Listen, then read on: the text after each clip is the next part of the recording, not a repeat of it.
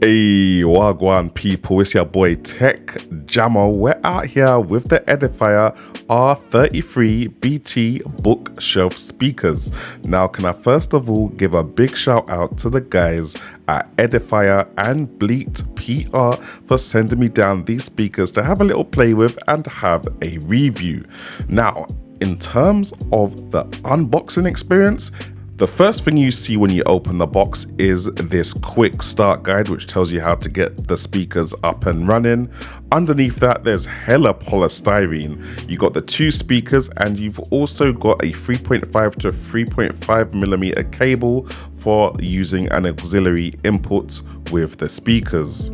Now, this cable's got some length to it. I'm not gonna lie, I think it's about 2 meters, maybe 1.5 meters, but it should definitely reach from your desktop to your PC tower, or from the speakers to whatever close peripheral you've got nearby. Now, how these speakers work is that there is a primary speaker and there is a secondary speaker. The primary speaker handles all the inputs and stuff like that, and the secondary speaker just copies the sound that's coming out of the primary speaker. Now, in this pair of speakers, the primary speaker is the speaker you can see on the left hand side. On top of that speaker, we've got buttons for volume and mode switching, and there's only two modes obviously. There's auxiliary input, which you can see when the button is highlighted green, and Bluetooth input when, guess what, the button is highlighted blue. And it's just a quick tap to switch between each mode, which is nice and simple, and that's essentially what we're looking for when we're dealing with tech. Now, on the back of the primary speaker, we've got two ports. One port is for plugging in the secondary speaker, and the second port is for plugging in the 3.5 millimeter cable so that you can plug the other end of the cable into, I don't know, an iPod or your tablet or your laptop or whatever you really want to plug it into. Now, design-wise, I am not mad at these speakers at all. I really like the design. I like the wooden feel to them. I like how they kind of look classical, but they kind of look techie at the same time. They've got the black, dark tones going on there, and they just look very neat at the front, fam. They're called bookshelf speakers. I don't have a bookshelf, but I could see how these would look almost ornamental on a bookshelf or a mantelpiece or wherever you want to put them. Now, I know these aren't marketed to a TV. However, if your TV does not have a 3.5 millimeter port or it does not have Bluetooth, you're not going to get these working with your TV unless you've got some kind of adapter that I just don't know about. There's no HDMI ARC, and there's none of that digital output stuff that you sometimes get on TVs. Now, because the speakers were quite light, I wasn't really expecting a full range sound experience. You know, I wasn't expecting all the highs and all the lows and stuff like that, but these actually do quite well. I'm really surprised with the performance.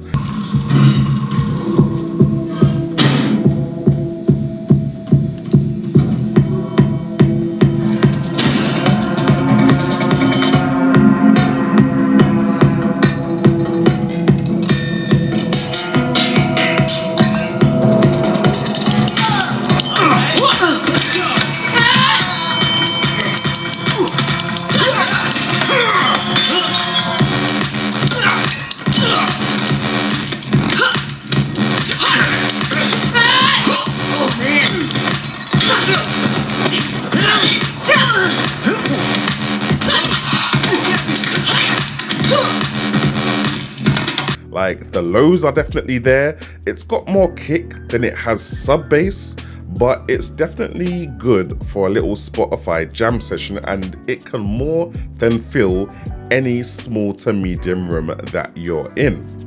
I've also used them as PC speakers for just general PC stuff, YouTube, Twitch, and for gaming. Now, in terms of gaming, I really like how loud they get. The explosions sound crispy, or the dialogue sounds crispy. The only thing that may potentially be an issue is that they're only 2.1. So if somebody is creeping up behind you, it's kind of hard to get a feel for their placement in the game, essentially, because you're only using 2 speakers. I think you need a surround sound experience for that, or at least a virtual surround sound experience.